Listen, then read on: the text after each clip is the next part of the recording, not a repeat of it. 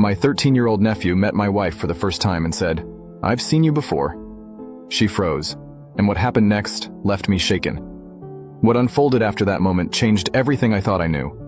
Hi, my name is Alex, and I'm a 30-year-old man who's been through a lot recently. Even though some time has passed, it still feels like everything happened just yesterday. I wanted to talk about it with someone other than my family and friends. So here I am. Let me start from the beginning.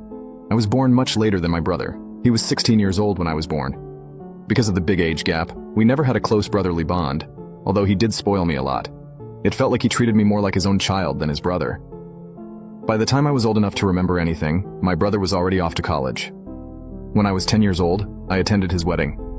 He and his wife were already expecting at the time, so I was excited not just for the wedding, but also to meet my nephew and have another kid to play with. 5 months after the wedding, my nephew, Tony, was born. I still clearly remember visiting him in the hospital right after he was born. I was so excited to see his little face and felt an overwhelming amount of love for him. After Tony came home, I spent as much time as possible with my brother to help take care of him. As the years went by, my love for Tony only grew. I would always offer to babysit whenever my brother needed help. Instead of thinking of each other as uncle and nephew, Tony and I felt more like siblings. That's why it was so hard for both of us when I had to move to a different state, Florida, to study and work. But I made sure to always call home and maintain our bond. In my last year of university, I met my wife, Callie. She was a star soccer player, and I still don't know how I caught her attention. Since I wasn't into sports at all, I spent most of my time reading in the library. But one day, Callie found me there and started talking to me. What I loved most about her was how confident and charming she was. Later, after we had been together for a while, she told me she was actually nervous to talk to me, but I never would have guessed that from how confidently she approached me. We went on several dates and quickly realized that even though we had different interests, we fit well together. We shared the same sense of humor and spent all our dates laughing until our bellies hurt. It didn't take long for us to make our relationship official. I always made it clear to Callie how much I loved my family, so she met them through many video calls. The only person I hadn't told about Callie was my nephew Tony. Even though Callie had met almost everyone important in my family, she hadn't met Tony yet. I did talk to her about him a lot, though.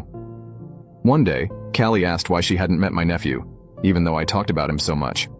I told her, "Babe, I haven't introduced you to Tony because he's just 11. I want to protect his innocence from my adult life." She replied, "I don't think 11 is too young. I'd like to meet him and be part of his life too. Tony is the most important person to me, but he's still a child. He doesn't need to be involved in my romantic life," I explained. "It feels like you're keeping me separate because you doubt our relationship's future," she said. "What? That's not true at all," I assured her. "You're afraid of introducing me to Tony in case things don't work out between us. You don't want to introduce him to someone who won't be a constant in his life," she continued. "You've got it all wrong. It's about protecting him, not doubting us," I said. "All right, fine. Let's drop it. Just understand that I see a long future for us," she said. "But I'm just not ready to mix our worlds yet," I explained.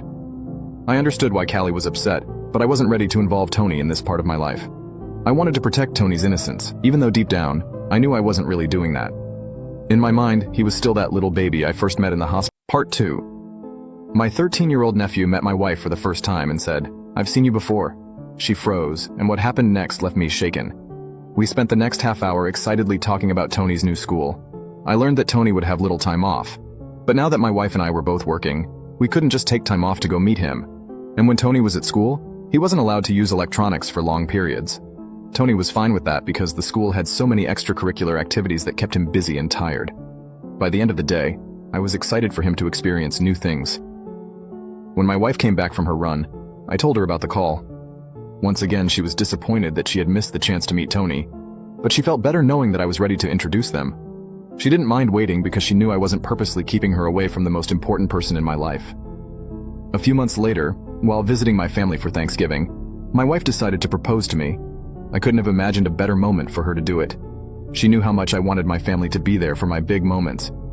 I said yes with the biggest smile on my face and tears streaming down my cheeks. We got married the following year.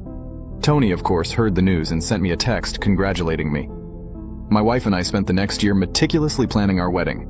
We wanted everything to be perfect. Since Tony was still in school, there was no way for him to attend the wedding.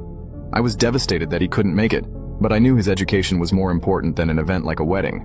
Plus, my wife comforted me by saying we could have a small ceremony after Tony graduates to replicate our wedding. The wedding was a grand affair. Everyone laughed and cried, and I felt like the luckiest man alive. The love and support I received that day were beyond anything I could have imagined. I truly believed the rest of my life would be blissful because I got to spend it with my wife. And for the first year of our marriage, that was true. But then things started to go downhill. We both had stable 9-to-5 jobs, made good money, and lived comfortably. We never really wanted children, so that wasn't something we had to plan for. So it came as a surprise one night when we were lying in bed, and my wife asked if she could start working overtime. "Babe, there's something I need to talk to you about," she said. "What is it?" I asked, a little concerned. "I've been thinking about working overtime at work," my wife said one night as we lay in bed. "Overtime? Why the sudden interest?" I asked, surprised. "I've been aiming for a promotion for a while now, and the extra money could help us," she explained. "I love that you're passionate and ambitious, but we're already comfortable," I said. "I know, but I think we can do even better," she replied.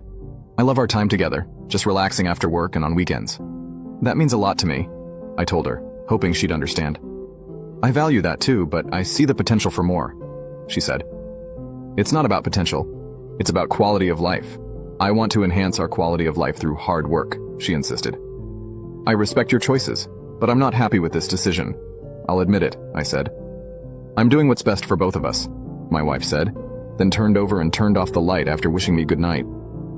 I was left awake with my thoughts, feeling upset that she had made this decision without really discussing it with me. We didn't need the extra money. We were both able to save a good amount each month.